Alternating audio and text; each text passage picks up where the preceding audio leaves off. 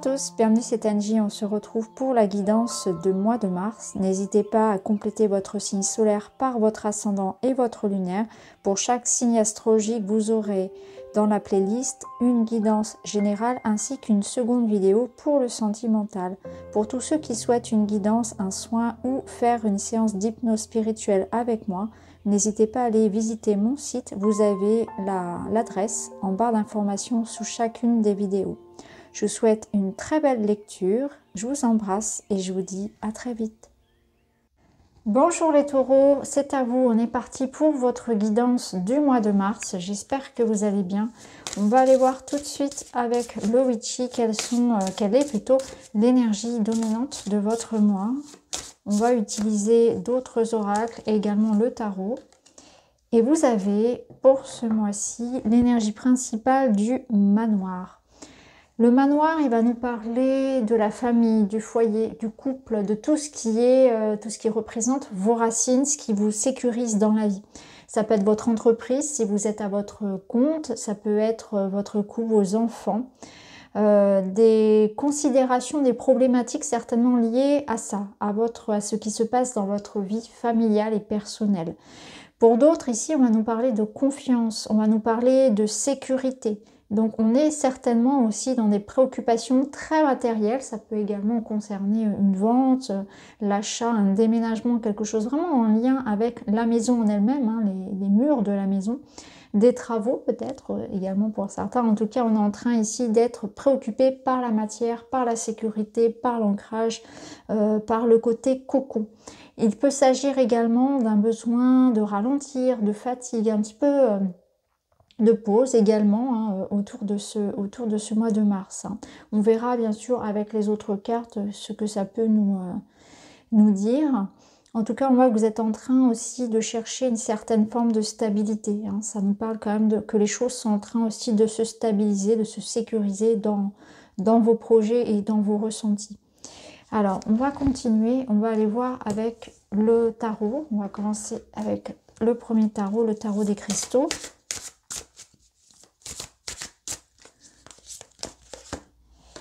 Alors, vous avez le 5 de bâton.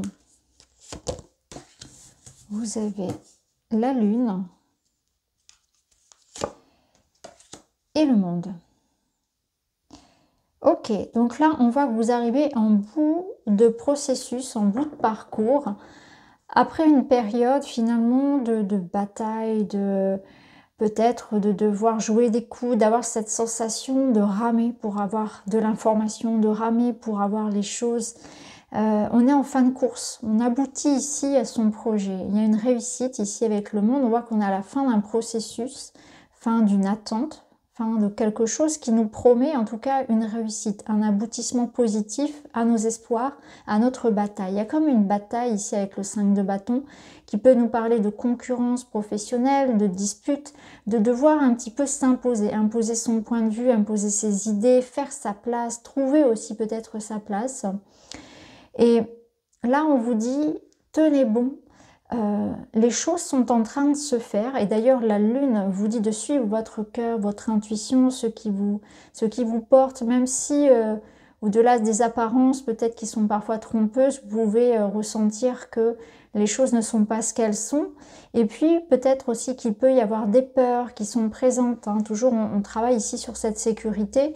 Donc, des peurs qui peuvent ressurgir, des doutes, une zone un petit peu, un nouveau cycle qui est en train de se mettre en place et qui reste encore incertain. Donc, on voit qu'il y a encore une zone d'ombre à éclaircir, des doutes, des questionnements auxquels on va devoir faire face sur ce mois de mars, mais on vous dit tenez bon, les choses sont en train de se faire, bientôt vous aboutirez ici à une forme de paix, de sérénité à laquelle vous aspirez, et d'ailleurs on vous parle ici vraiment de nouvelles énergies et de célébrer la vie.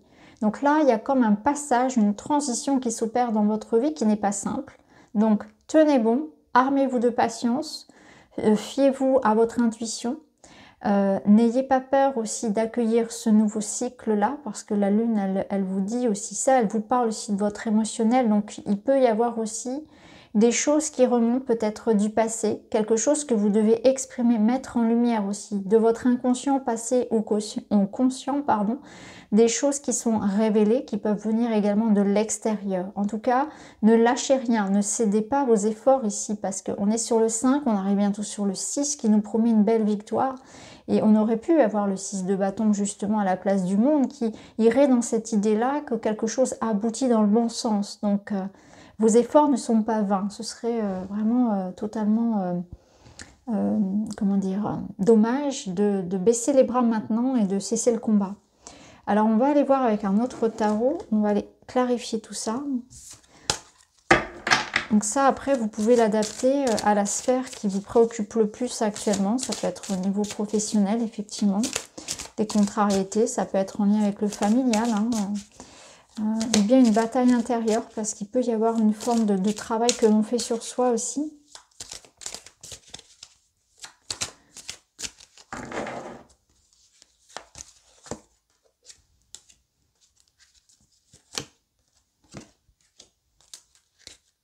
Vous avez le 4 de bâton, hein, et on a, ouais, je suis pas étonnée qu'on ait le 9 de bâton parce que c'est un petit peu ça, c'est le courage. Là, on vous dit, allez, courage, on y est presque. Le 4 de bâton, c'est la stabilité, donc c'est un peu ce qui pourrait représenter et faire écho à la carte du manoir, hein, cette stabilité à laquelle vous aspirez. Donc, il y a une première victoire, en fait, hein, il y a une première étape. Et on vous parle peut-être ici justement de chercher refuge, de vous préserver, dans le sens de vous préserver. Là, on est quand même sur du 9 de bâton, donc on approche du 10. Le 10, c'est quand même la carte qui va nous parler vraiment du burn-out, de la fatigue extrême, de trop de choses sur le dos, trop de responsabilités. Donc, est-ce que vous avez des responsabilités de famille, des responsabilités professionnelles ou que vraiment, dans votre vie, vous ressentez que vous portez vraiment un poids. Il y a vraiment beaucoup de choses qui vous concernent. Et peut-être que c'est le moment justement de faire du tri, de déléguer, de ne pas prendre les problèmes des autres, de savoir poser des limites en fait à votre employeur, de savoir vous préserver, vous ménager votre monture. Hein, c'est vraiment ça. L'ermite, il va vous parler justement d'introspection, de repos, d'avancer lentement et avec prudence. Donc de ne pas vouloir brûler les étapes, de ne pas vouloir aller trop vite, de, encore une fois, ménager ses efforts et son énergie, à pas vouloir trop en faire pour les autres, à pas s'oublier en fait. Hein. Donc on voit bien que vous êtes en train de stabiliser les choses dans votre vie, mais prenez votre temps. Vraiment, c'est ce qu'on vous dit ici. Prenez votre temps. Les choses sont en train de se faire. Et c'est important aussi de ne pas se sacrifier pour quelqu'un, pour une situation. Alors on continue. On va aller voir avec d'autres cartes. On va aller voir pour le domaine relationnel. Même si on fera un tirage à part.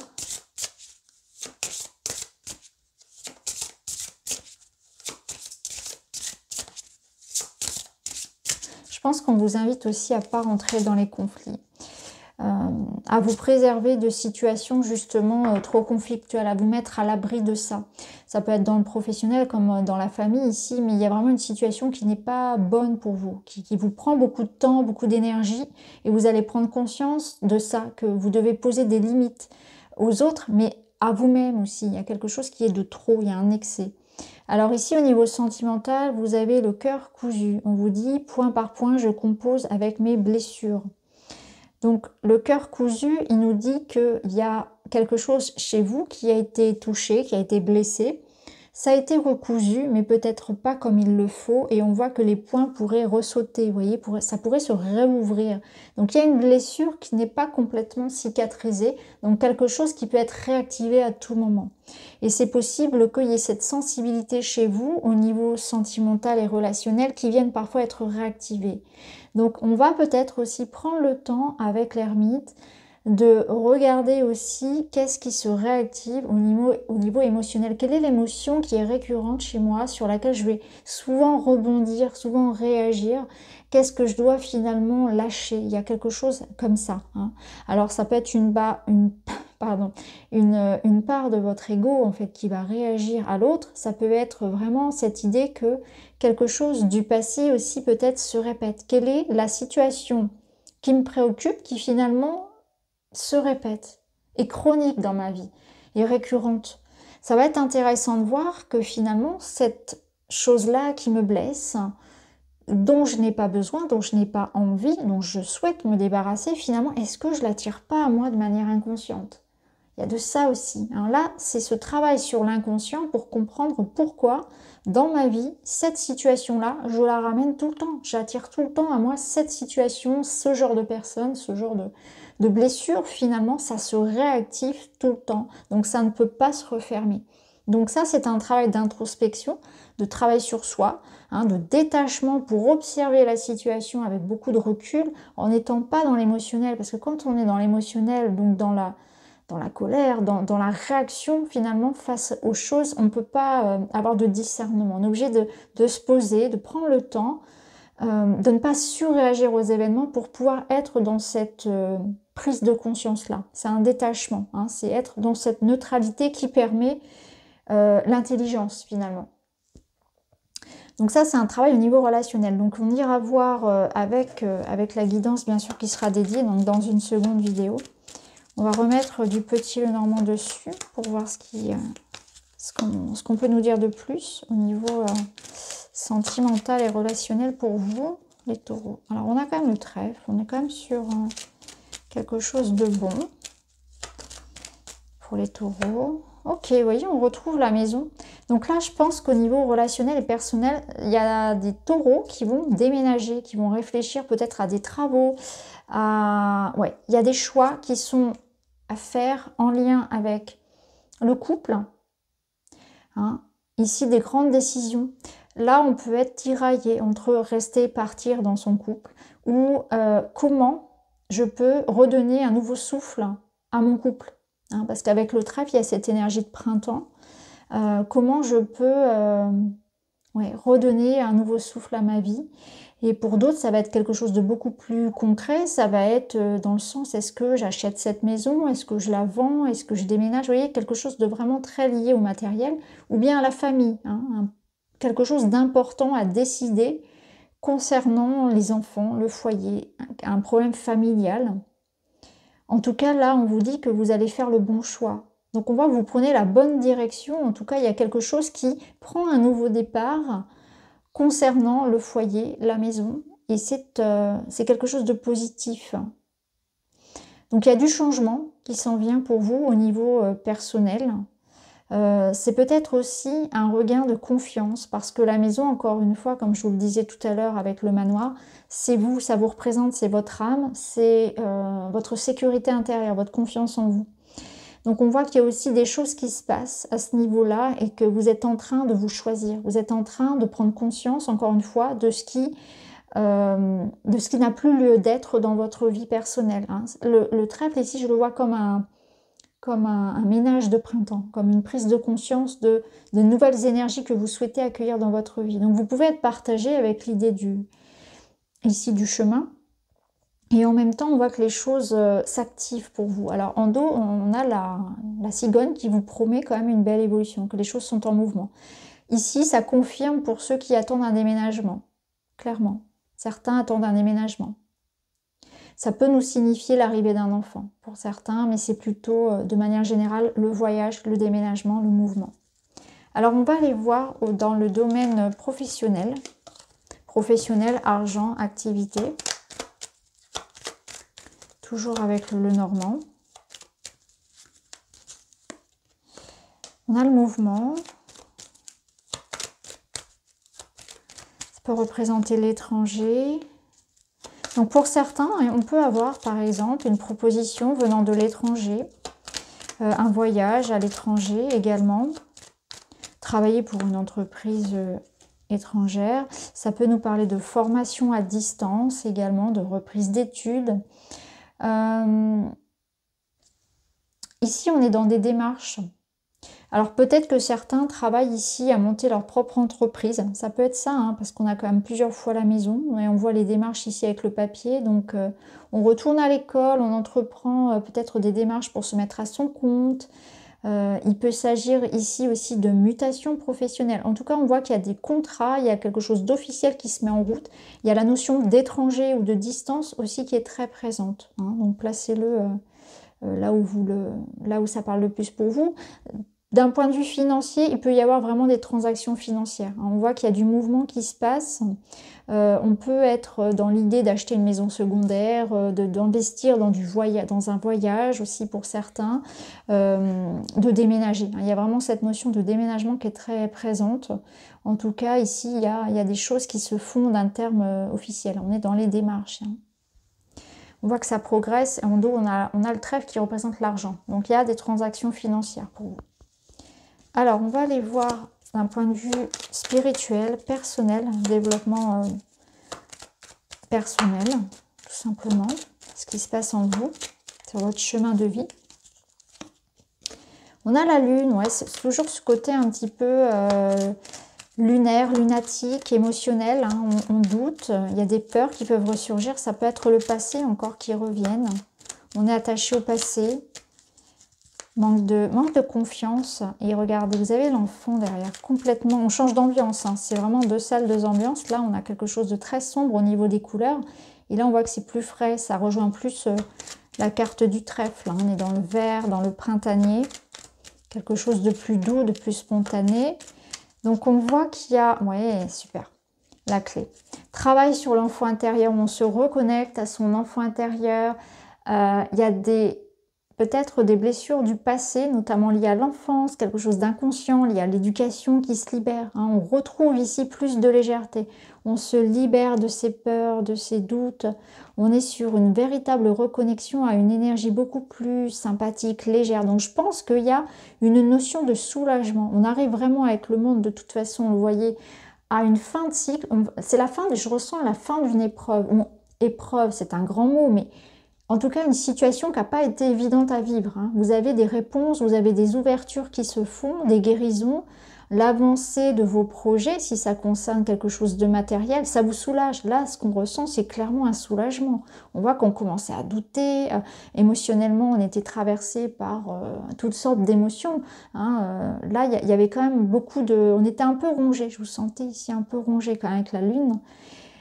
C'est beaucoup plus doux, hein, n'est-ce pas? Cet enfant-là, c'est ça, c'est cette connexion à l'enfant intérieur, à la joie, à un soulagement. Donc peut-être d'ailleurs que pour certains, il y a aussi cette notion de contact ou de projet concernant les enfants. Ça peut être ça également, hein, mais je pense que ça vous concerne plus particulièrement et que c'est que vous allez renouer avec cette légèreté de l'enfance, avec cette douceur, avec une énergie beaucoup plus fluide, beaucoup plus simple.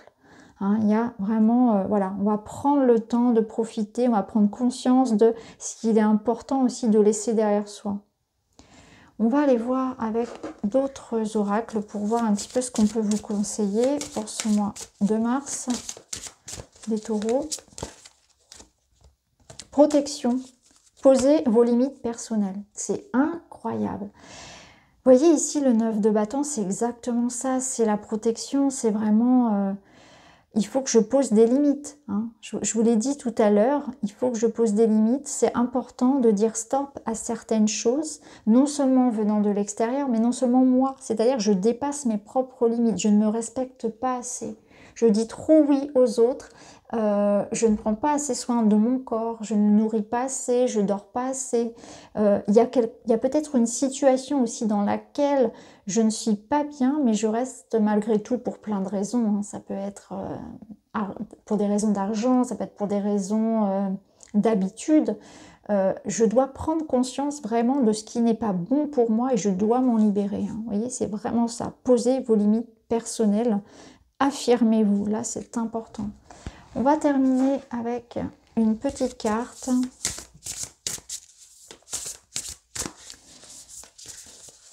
Et vous avez amour profond, on vous parle de porte de la vie. Donc c'est ici, l'amour profond, vous allez ressentir ça, que il y aura plus d'amour dans votre vie et que les choix que vous êtes amenés à faire et les énergies qui entrent dans votre mois de mars, elles vont être porteuses d'amour. Alors, des énergies d'amour, c'est quoi? Alors là, je ne vous parle pas d'énergie d'amour dans le sens l'amour du couple. Hein. Je ne parle pas de ça. C'est vraiment l'amour comme état d'esprit.